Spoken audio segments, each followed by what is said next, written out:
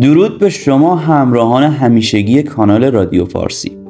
قبل از شروع این ویدیو میخواستم خدمتتون بگم که کانال رادیو فارسی یک کانال کاملا علمیه و هر ویدیویی که ساختیم و قراره بسازیم مستنده و از مجلات علمی برداشته شده و با هدف آگاهی رسانی و افزایش اطلاعات عمومی همه افراده.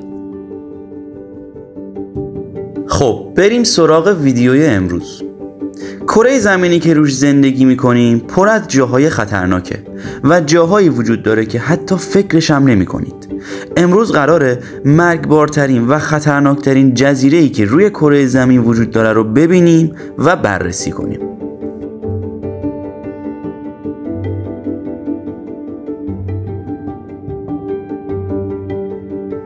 مرگبارترین جزیره دنیا مالک این جزیره کوچیک برزیله و در نزدیکی سواحل این کشور قرار گرفته. اما لقب و اسمی که برای این جزیره گذاشتن اسنیک آیلند یا جزیره ماره. از اسمش قشنگ معلومه این جزیره پر از ماره و کابوس وحشتناکی برای افرادیه که از مار میترسن و از این موجود ترس دارن. مارهای این جزیره اصلاً شوخی بردار نیستن. مارهایی که توی این جزیره زندگی میکنن جز خطرناکترین موجودات کره زمینن و در حال انقراض هم هستن. برای همین دولت برزیل ورود هر انسانی رو به این جزیره ممنوع اعلام کرده، چون در هر صورت مشکل ایجاد میکنه.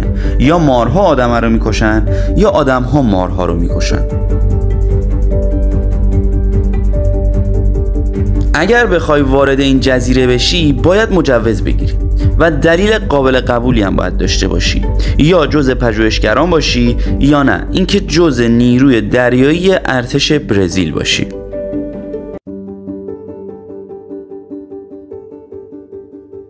تازه پژوهشگرایی هم که میخوام به اون جزیره برن حتما نیروی دریایی برزیل باید اسکورتشون کنه و تو خود جزیره هم همراهیشون میکنه. حالا این قوانین رو بذارید کنار و فکر کنید ما میریم توی این جزیره. در ابتدا باید بدونید که این جزیره 33 کیلومتر از ساحل برزیل فاصله داره و با شنا نمیتونیم بریم، چون حتی اگه خسته نشیم یک کوسه سر راه ترتیبمون رو میده و میمیریم. وسعت این جزیره هم زیاد نیست و فقط 430,000 متر مربعه که دقیقاً اندازه کشور واتیکانه که کوچکترین کشور دنیاست. اما واتیکان پر از راهبه‌های دینیه و اینجا پر از ماره. بیشتر مارهای این جزیره عجیب، خاص و کمیابند. برای مثال این مار که اسمش افعی سرنیزه طلاییه فقط توی این جزیره وجود داره و هیچ کجای کره زمین شما این مار رو نمیتونی پیدا کنی.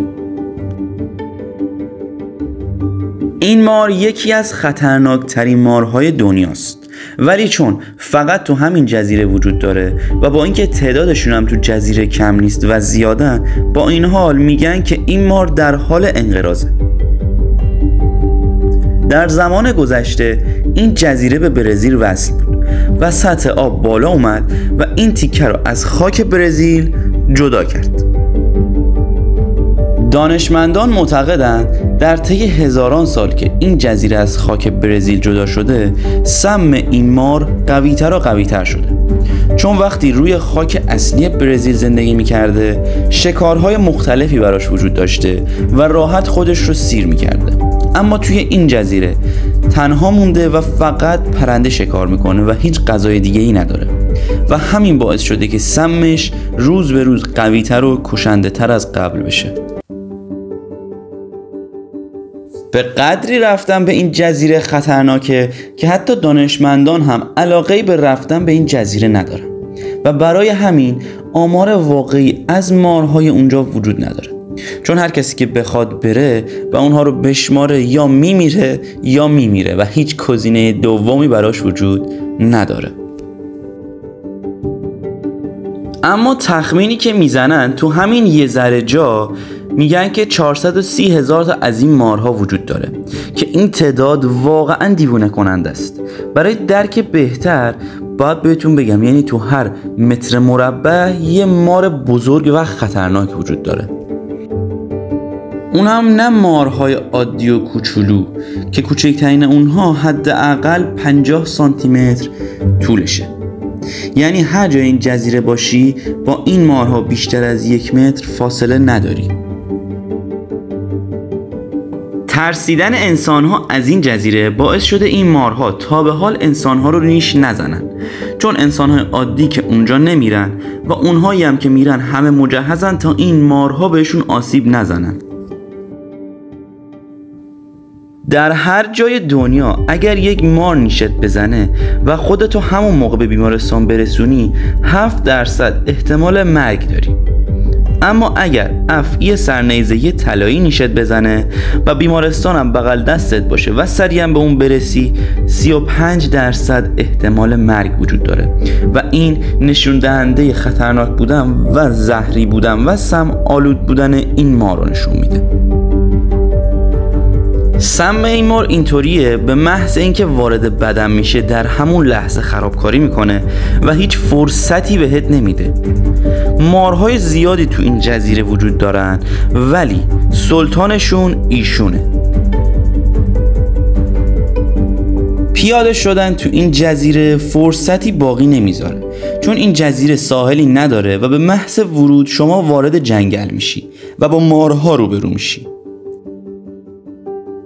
اگر در این جزیره پیاده بشی و وارد جنگل بشی شاید چند متر اول زنده بمونی ولی بعدش 100% میمیری، چون هرچی جلوتر بری جنگل انبوهتر و بزرگتر میشه و همین باعث میشه تعداد مارها هم بیشتر بشن و جاهایی میرسه که مارها تو هم دیگه و به هم گره خوردن. توی این جزیره هیچ غذایی گیرت نمیاد به جز پرنده و گوشت مار. بخوای پرنده رو بگیری مار ترتیبتو میده و اگر مار رو بگیری مارهای دیگه یعنی 429999 تا مار دیگه هستن که ترتیبت رو میدن. یه چراغ دریایی وسط جزیره وجود داره که ارتشی‌ها بهش رسیدگی میکنن و اگر بخوان توی این جزیره بمونن تو برج این چراغ میخوابن، جایی که باید با نردبون بالا برن و مارها توانایی رفتن به اونجا رو ندارن. تنها آب شیرین این جزیره هم آب بارونه که یه جا جمع شده باشه، که البته هر جا آب باشه مار هم هست. اگر کسی کشتیش غرق شه و این جزیره رو پیدا کنه همون بهتر تو آب خودشو بکشه و به این جزیره نرسه. مارهایی که اینجا زندگی میکنن هیچ جای دیگه نیستن و همشون منحصر به فردن، چون اینها مارهایی بودن که میلیون ها سال تو آمریکای جنوبی بودن و توسط انسان ها منقرض شدن.